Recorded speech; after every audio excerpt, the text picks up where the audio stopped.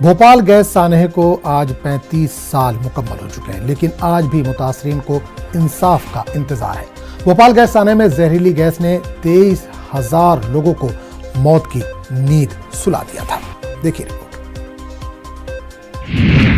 Bhopal gas سانحہ کے 35 سال، زہریلی گیس نے 23,000 لوگوں کو موت کی نیند سلا دیا۔ متاثرین کو اب بھی انصاف کا انتظار۔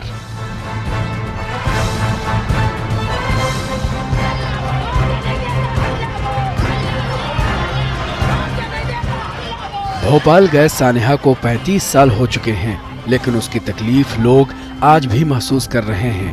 یونین کاربائڈ کارخانے سے زہریلی گیس 2 اور 3 دسمبر کی درمیانی شب لیک ہوئی تھی۔ زہریلی گیس نے پورے شہر کو اپنی لپیٹ میں لے لیا تھا۔ گیس سانحہ کا سچ سن کر کانپ جاتی ہے روح۔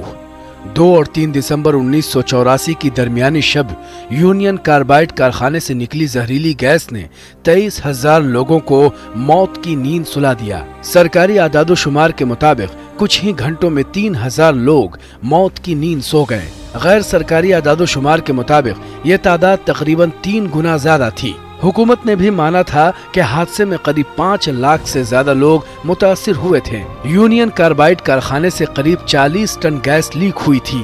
وارن اینڈرسن راتوں رات ہندوستان چھوڑ کر اپنے ملک امریکہ روانہ ہو گیا۔ گیس سانحے کے بعد بھوپال میں جو بچے پیدا ہوئے، معذور پیدا ہوئے۔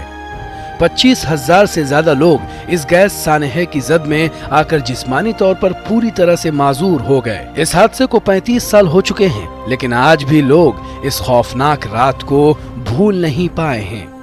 آج بھی علاقے میں یونین کاربائڈ کارخانے کا زہریلا کچرا جمع ہے۔ لوگ آلودہ پانی پینے پر مجبور ہیں۔ ہزاروں خاندان اب بھی انصاف کے منتظر ہیں۔ Bureau report, news 18 Urdu. Bhopal gas سانحے کے 35 سال بعد